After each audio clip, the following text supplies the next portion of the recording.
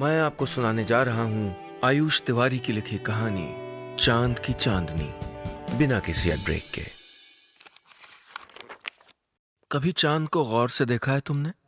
रोज थोड़ा थोड़ा गल जाता है, कम हो जाता है, पर जैसे जैसे गलता है वैसे वैसे और ज्यादा मुस्कुराता हुआ सा लगता है। मैं तो जितनी बार उसको देखती हूँ तुम सामने आ जाते हो, तुम्हारी हंसी सामने आ जाती है। अब तुम सोच रहे होगे कि क्या अमावस्या वाले दिन जब चांद आता ही नहीं, क्या मैं तुमको भूल जाती हूँ? नहीं, बिल्कुल भी नहीं। क्योंकि जब कुछ नहीं होता तो बस तुम होते हो, तब तो तुम्हारी याद और भी ज्यादा आती है। जब देखती हूँ चांद के बिना सितारों से भरा आसमान भी कैसा बोझिल लगने लगता है, तब मुझको समझ आता है कि तुम्हारे जैसा तो कोई दूसरा हो ही नहीं सकता। तुम्हारे बिना मेरी जिंदगी के आसमान में बहुत अंधेरा है, बहुत ज्यादा। तुम मुझको यूं ही प्यार करते रहना। मेरे लिए जिंदगी में इससे बढ़ के और कोई खुशी नहीं है। आई लव यू, प्रिया। सकल प्रिया के भेजे कई सारे खतों में से एक निकाल के पढ़ रहा था, और खिड़की से चढ़ के कई सौ रंग बिरंगी लाइटों की रोशनी उसके दिल में मची उथल पुथल को चेहरे पे बयां कर रही थी। 1990 की उस बार की सर्दियां शहर में सूखी नहीं आई थी, उनमें नमी थी। नमी जो ठंड को और जानलेवा बना रही थी, इतनी कि गर्म शेरवानी में भी सकल का दिल पत्ते की तरह कांप रहा था। वजह थी उसके हाथ में रुका वो खत, जो हाथ में कुछ ऐसे फड़फड़ा रहा था जैसे सकल उसमें लिखे एक एक लफ्ज का गला घोंट रहा हो, उसको जीते जी मार रहा हो। उसने घबरा के खत को दोबारा ड्रॉर में वापस रख दिया, मगर उसमें रखे 100 और खत, उनमें लिखे कई लाख लफ्ज सकल को देख के गुस्से में घूरने लगे। मानो कह रहे हो, क्यों सब झूठ लिखा था ना तुमने? प्यार से सूरज ढकने की बातें क्या करते थे? अब जब सर्द अंधेरी रात में आए हो चोरों की तरह कि कहीं दिन के उजाले में दुनिया तुम्हारी दोहरी शक्ल न देख ले, या कि जलाने आए हो आज हमको कि कल से तो तुम्हारा हमसे और फिर अपने कल से कोई रिश्ता रहेगा ही नहीं। अच्छा भी है, मुंह मोड़ लेने से लगता भी है कि कोई देख नहीं रहा होगा। मगर सकल जानता था कि प्रिया के सारे खत तो उसको जबानी याद थे। वो मुड़ के भागना भी चाहे तो अपने साये से दूर कहां भाग सकता था। फिर भी वो आज उनको एक आखिरी बार अपने करीब महसूस करने के लिए छूकर, पढ़कर, देखकर अपने अंदर हमेशा के लिए संवार के रख लेना चाहता था। उसकी महक को अपनी सांसों में भर के बाकी की जिंदगी बसर कर लेना चाहता था कि आज के बाद वो उनका फिर कभी सामना नहीं कर पाएगा। ये सब सोचते हुए उसको महसूस हो रहा था कि वो धोखा दे रहा है, खुद को, अपने प्यार को, अपने आज को, अपने कल को, अपनी हर खुदी से बढ़ के अपनी उस जिंदगी को जिसमें उसने पहली बार जीना सीखा था। सकल ने उनमें से एक खत को बाहर खींचा ही था कि किसी ने अचानक दरवाजा खोला। सकल वहीं जड़ हो गया। तभी पीछे से आवाज आई, भैया यहां अंधेरे में क्या कर रहे हो? और खट की आवाज के साथ उसने लाइट का स्विच खोल दिया। सकल की आंखें चौंधिया गईं और उसने तेज रोशनी से बचने के लिए आंखों पे हाथ रख लिया, जबकि वो खत का कागज अब भी उसके हाथ में ही था। तभी एक तेज हवा का झोंका आया और खिड़की कस के भड़बड़ाने लगी, मानो हवा में दिल की सदाएं मिलके उसके दिल का दरवाजा खटखटा रही हूं, कुछ कहने के लिए तड़प रही हूं, मगर जिसको सुनने की हिम्मत अब सकल में बची ही नहीं थी। हाथ में खत की याद आते ही सकल ड्रॉर की तरफ मुड़ गया, जैसे कुछ ढूंढ रहा हो, और बोलने लगा, नहीं नहीं छोटी, एक बटन दिक्कत दे रहा था, अभी कपड़े ठीक करके आता हूं। मगर छोटी बस नाम की छोटी थी, असल में वो उस लेटर पैड के पन्नों का मतलब जानती थी। उसको तो उनकी इतर वाली खुशबू भी पता थी। कितने ही उसके हाथों से खुद गुजरे थे, कितने दफे उसने उनके बदले अपनी बातें, अपने हुक्म मनवाए थे सकल से। वो जानती थी कि उसके भाई को कुछ खाली वक्त चाहिए होगा, गम है, बिना रुलाए, बिना समझाए जाएगा थोड़ी। ठीक है भैया, जल्दी आओ, सब लोग लगभग आ चुके हैं। और सकल हाथ में पकड़ा हुआ खत मेज पे रख के बीच में से ही पढ़ने लगा। कल शाम ढलता सूरज अपनी सारी रोशनियों को समेटे अपने साथ उस पहाड़ के टीले के पीछे ले जा रहा था। लोग कहते हैं ढलते सूरज को नहीं देखना चाहिए, पर मैं हर रोज ये नजारा देखती हूँ। लगता है कि एक रोज तुम भी मुझको यूं ही सारी परेशानियों से बचा के उस टीले के परे ले जाओगे। वहां रात को चांद पहरा देगा और आसमान का एक एक तारा हमारी बातें सुनने नीचे आएगा। मैं झट से एक तारे को पकड़ के तुम्हारे जैकेट में लगा दूंगी। कितने हैंडसम लगोगे ना तुम, बिल्कुल जैसे सर्दियों की धूप में चमकता सूरज। और उस टीले पे हम घंटों बातें किया करेंगे, खूब सारी बातें। तुम अपनी निकम्मी नज़में भी सुना देना, पर ज्यादा नहीं। तब सिर्फ मैं बोलूंगी और बोलती रहूंगी। वो देखो शकल, टूटता तारा, और वो बादल पे बनता रुई का मिकी माउस। और तुम मेरा हाथ पकड़ के कहोगे, मिकी माउस नहीं, तुम्हारी शक्ल बनी है। मैं झूठ मूठ रूठ जाऊंगी और फिर तुम मना लेना। मना लोगे ना? ये ख्वाबों की दुनिया बिल्कुल ड्राइंग शीट की तरह होती है। अलग अलग रंग भरने से सरहदें एक हो जाती हैं, दिन रात एक हो जाते हैं, और शायद वैसे ही हम भी एक हो जाएंगे। क्या सोच रहे हो? कौन सा उपन्यास पढ़ रही हूं आजकल? हाँ, जिंदगी पढ़ रही हूं, वो भी अकेली। तुम यहां थे तो किसी की जरूरत ही नहीं पड़ी। जब से यहां पढ़ने आई हूं, कभी लगता है तुम साथ हो, कभी लगता है तुम हो कहां। नहीं, मुझको पता है तुम मुझे छोड़ के कभी नहीं जाओगे, और अगर तुम गए तो मैं पीछे पीछे आ जाऊंगी। अच्छा सुनो, घर पे बात कब करोगे इस दफा नहीं पूछूंगी। बस ये जरूर बता देना कि माँ ने जब पहली दफा मुझको देखा था तो क्या कहा था। तुमने अब तक इसका जवाब नहीं दिया। क्या जवाब देता शकल? यही कि लड़कियों से दोस्ती क्यों, लड़के नहीं है तुम्हारे कॉलेज में? ये कहा माँ ने? या ये कि कितनी देर रुक गई, इसके घर वाले चिंता नहीं करते? शकल आज खुद से सवाल करता और जवाब भी खुद को दे रहा था। शायद वो सारे जवाब भी जो वो प्रिया को नहीं लिख पाया था। हर एक खत को उठा के बीच से पढ़ने लगता, इस उम्मीद में कि शायद ये वक्त बीच में कहीं रुक जाएगा और वो और प्रिया वक्त से परे उस टीले पे मिल जाएंगे जहां हर रोज प्रिया नारंगी रंग के दुपट्टे में सारी धूप छुपाए बैठती थी। क्या देख रहे हो? प्रिया ने शकल से पूछा था। वो बड़ी देर से बादल के पीछे छिपते सूरज को देख रहा था। कुछ नहीं, आज लग रहा है सूरज अकेले उस टीले पे जाएगा, क्योंकि उसकी सारी धूप तो तुमने ओढ़ ली है। तुम सच में बहुत खूबसूरत हो।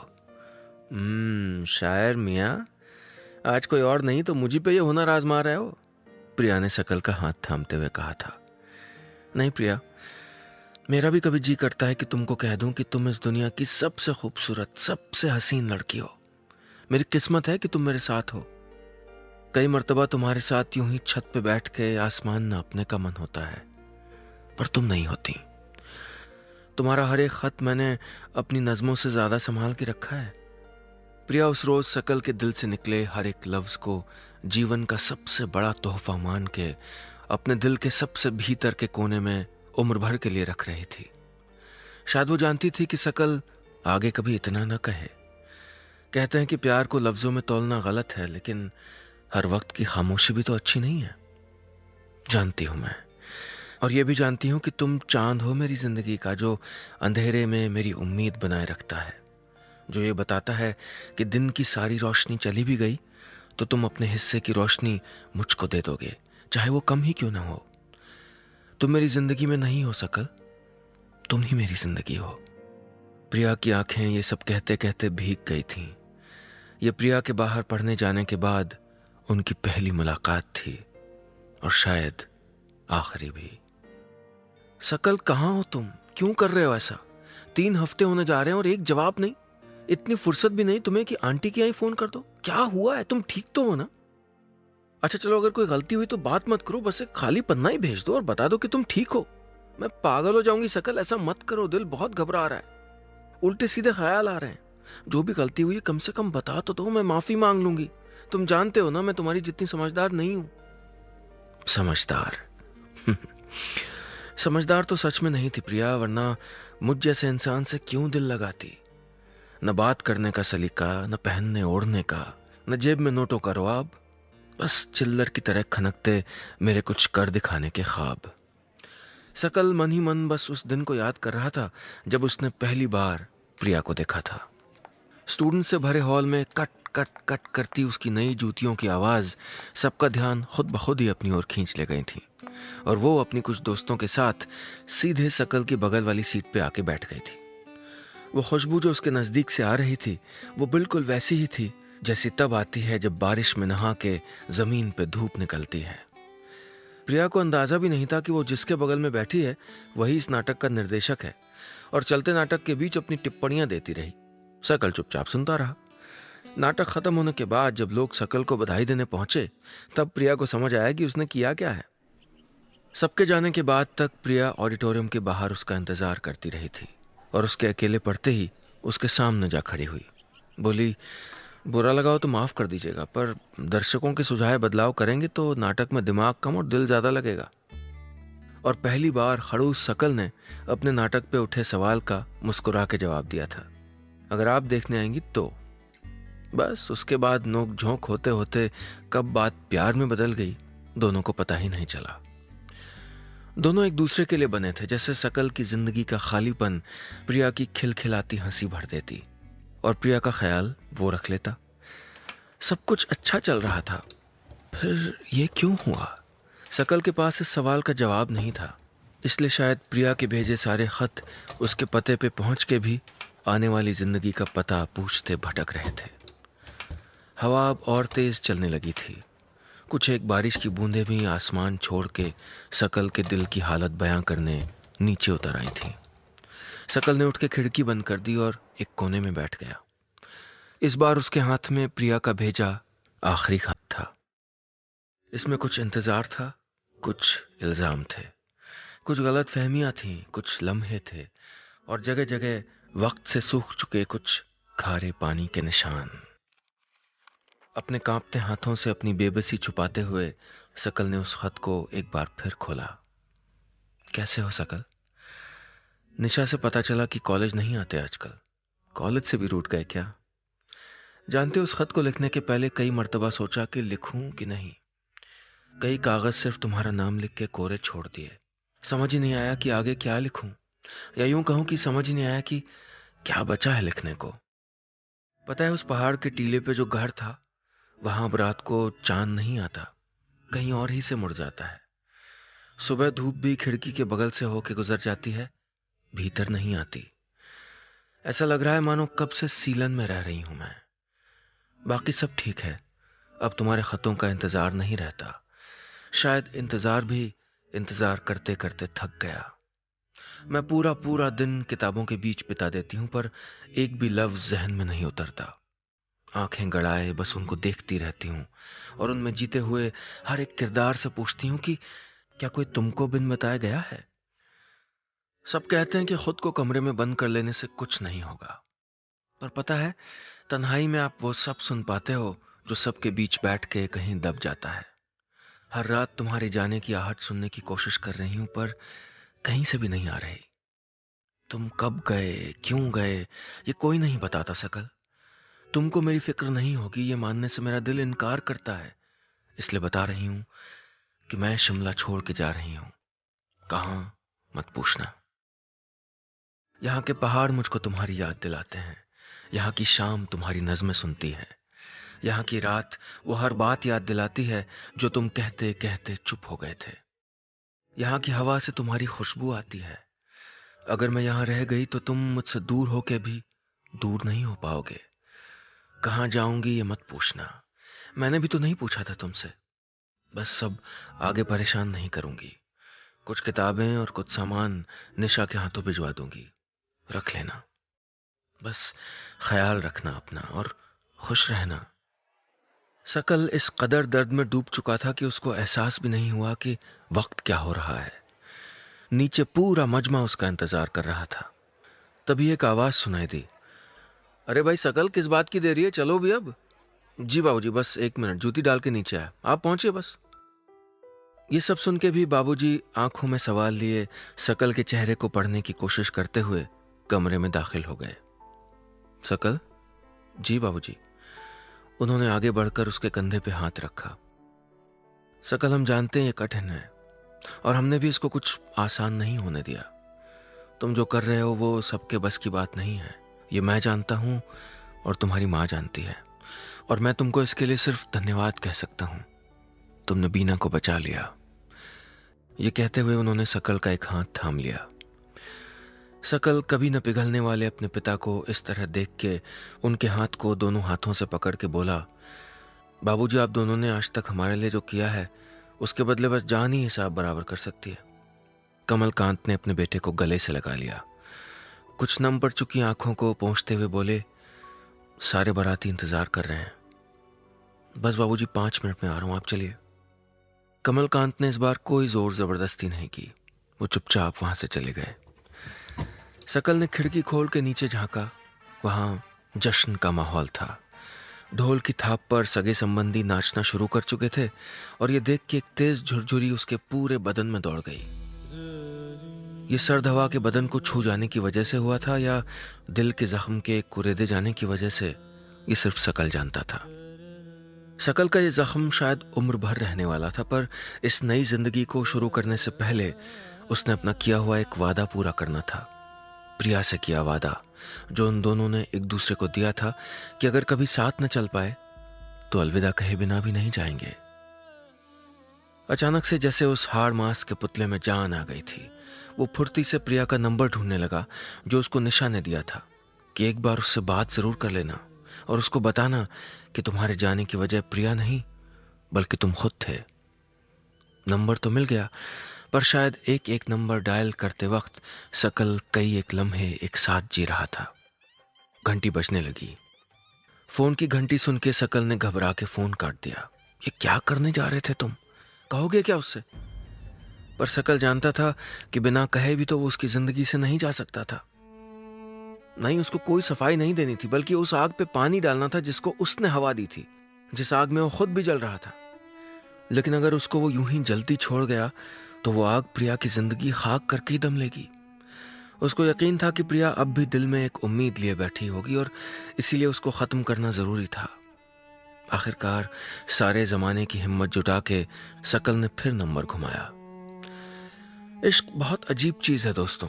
जो रिहाई देता है वो ताउम्र के लिए इल्जाम सर ले लेता है और हम सोचते हैं कि उसका क्या गया। हेलो। कितने दिनों बाद यह आवाज सकल ने सुनी थी। प्रिया।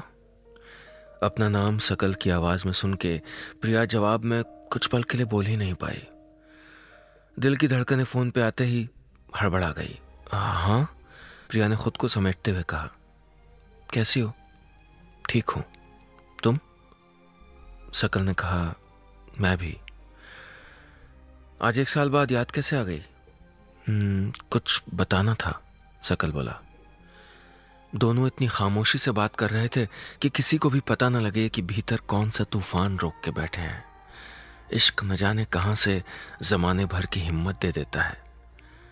कुछ खास ही होगा, वरना तुम यूं फोन न करते, प्रिया ने कहा। सकल ने कहा, आज मेरी शादी है। प्रिया के दिल की आह गले में ही घुट के रह गई और उसमें रिस्क नमी आने लगी। वो जान चुकी थी कि शायद सकल जा चुका है, लेकिन हमेशा के लिए चला गया है ये नहीं मान सकती थी। सोचती थी कि शायद उसको कोई दूसरी मिल गई होगी, पर यह नहीं मान सकती थी कि वो उसको भूल गया होगा। लेकिन आज उसका सारा भरोसा सकल की कही एक बात के नीचे दब के चूर हो गया था। उसकी उम्मीदों वाले चांद पे जैसे ग्रहण आ गया था। प्रिया ने उखड़ी सांसों को किसी तरह काबू करते हुए कहा, कौन है वो? मां की पसंद है, सकल ने कहा। मैं नहीं थी ना, प्रिया ने खुद पे ही मुस्कुराते हुए कहा। सकल टूट गया। प्रिया, ना मैं तुम्हारे बिना रह सकता हूं, ना माँ बाबूजी के, और ना ही मुझ में इतनी हिम्मत बची थी कि मैं दोनों में से किसी एक को चुन पाऊं। मुझको तो लगता था कि बाबूजी को समझाना पड़ेगा, मनाना पड़ेगा, पर माँ इस तरह पेश आएंगी मुझको नहीं मालूम था। बाबूजी तो कुछ हद तक मान भी गए थे, पर माँ तो बात अपनी परवरिश, अपनी खुशी और अपने दिल से लगा बैठी। दिल का दौरा आ जाना, ये किस हद तक तकलीफ है जो बच्चे की खुशी से बढ़ के है? मैं उनको मार नहीं सकता प्रिया, मैं मार नहीं सकता। और सकल की आवाज में आंसुओं की लर्जिश साफ सुनाई देने लगी। प्रिया ने भी हिम्मत छोड़ दी और बेतहाशा रोने लगी। सकल खामोश हो गया। प्रिया को कुछ वक्त लगा खुद को संभालने में, पर सकल की तकलीफ ने एक बार फिर उसके प्यार को हवा और हिम्मत दे दी थी। वो प्यार से सकल से बोली, सकल, तुमसे अच्छा न कोई बेटा हो सकता है, न प्यार करने वाला। अपना बुरा करके किसी और का सही सिर्फ तुम कर सकते हो। मेरे पास तुम्हारी जितनी हिम्मत नहीं है। सही किया तुमने। पहले बताते तो शायद समझना मुश्किल होता। मैं रास्ते ढूंढती और तुम्हारे लिए जिंदगी और कठिन कर देती। मैं जानती हूं मुझे और सकल मिल जाएंगे, तुम्हें और प्रिया, पर अम्मा बाबूजी नहीं मिलेंगे। सकल ने रोते हुए कस के अपने दांत भींच लिए। कैसे किसी का दिल इतना बड़ा हो सकता है? कैसे जिसके लिए दिन रात हम तड़पते हों उसको हम जाने दे सकते हैं? वो सुबकते हुए बोला, मैं दूर होने से बेहतर मर जाना चाहता था प्रिया, पर माँ बाबूजी और छोटी का क्या होता? प्रिया की आंखों से आंसू उबल उबल के बाहर आ रहे थे, लेकिन वो उनको अपनी आवाज तक नहीं पहुंचने दे रही थी। वो सकल को समझाते हुए बोली, सकल, अपना हाथ आगे करो और देखो हम दोनों की लकीरें मिलके कैसे पूरा चांद बनाती हैं। सकल हाथ आगे करके वापस पुराने दिनों में पहुंच गया था। वहां प्रिया उसके हाथों को अपने हाथों में थाम के बोल रही थी, सकल, देखा, हम सिर्फ एक दूसरे के ही हैं। दो जगह, दो शहर, दो दुनिया, कुछ भी बीच में आ जाए हम दोनों को दूर नहीं कर सकती। मैं कसम खाती हूं तुम्हारी। बस इतनी सी थी ये कहानी।